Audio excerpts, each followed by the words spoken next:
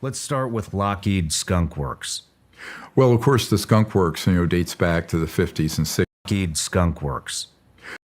Go through a couple of the companies and just have you just educate me and the audience about it. Right. And let's start with Lockheed Skunk Works.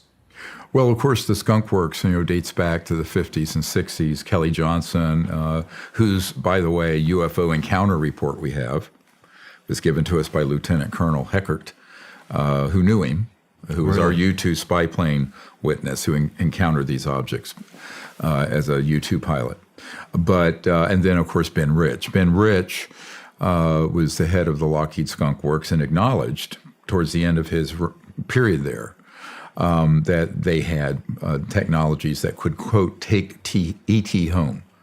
He also stated there were no private conversations anywhere on the Earth. True. Mm-hmm. No matter what your encryption is. And also he said that anything you imagine, we have already done at the Skunk Works.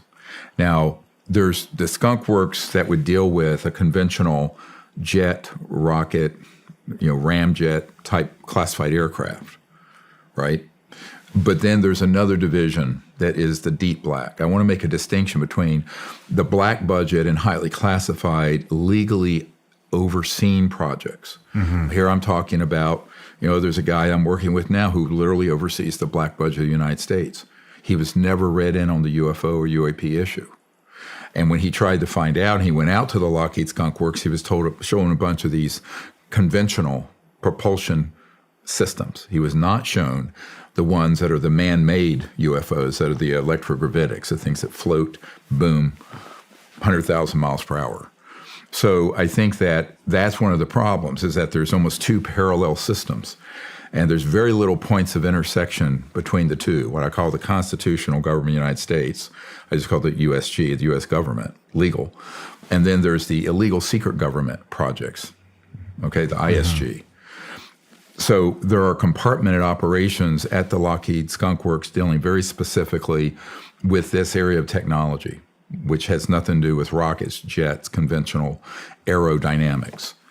And it has to deal with electrogravitics, which is the ability to create a very high voltage system that causes a electromagnetic field propulsion.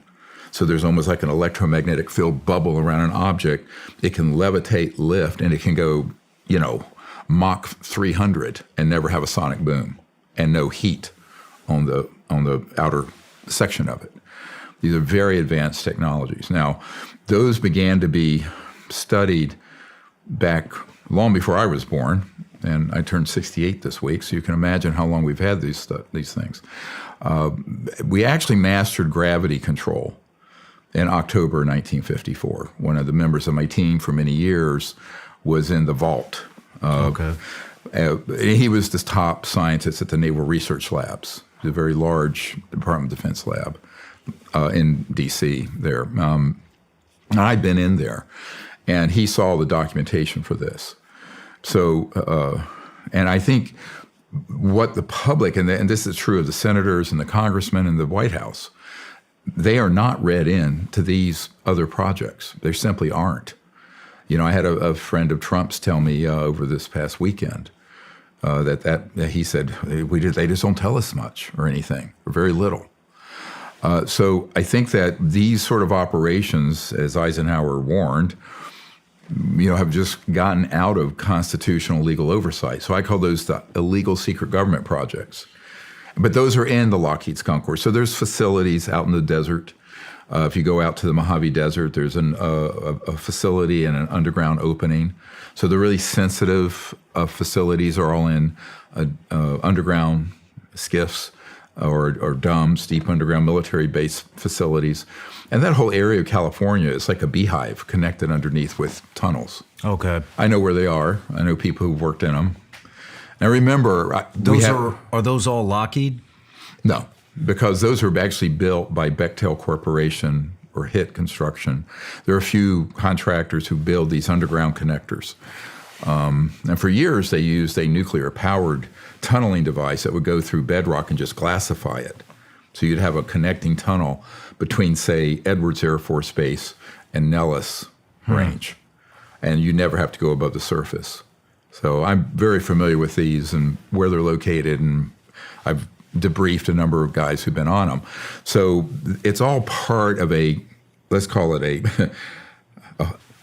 a coalition of operations that are corporate, contractor, and governmental, but governmental as in off the reservation of legal oversight and constitutional requirements.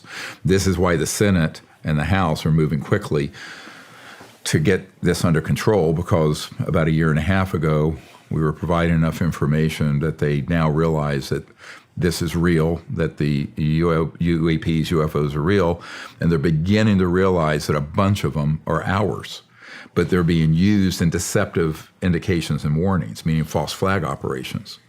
So this, of course, is the topic that I brought up to the head of the Defense Intelligence Agency, General Patrick Hughes, way back in the late 90s. I said, look, you guys are being completely zoomed and deceived by some of these objects you think might be extraterrestrial, but they're ours. So Lockheed has some of those. Let's talk about Raytheon has a very a certain type of them. Usually they're trapezoidal or triangular. My uncle worked for his whole career at Northrop Grumman. They have ones that are large, triangular, and other shapes. But so many of these objects that people think they see a UFO, well, it's a UFO to them because they don't know how to identify it. So one of the things we're doing is juxtaposing an interstellar vehicle, an extraterrestrial vehicle, with a man-made one, and what are the characteristics and differences? Because operationally and tactically, the Pentagon and the White House and Congress need to know this. Mm-hmm. Otherwise, they're sitting ducks to be deceived by all manner of nonsense.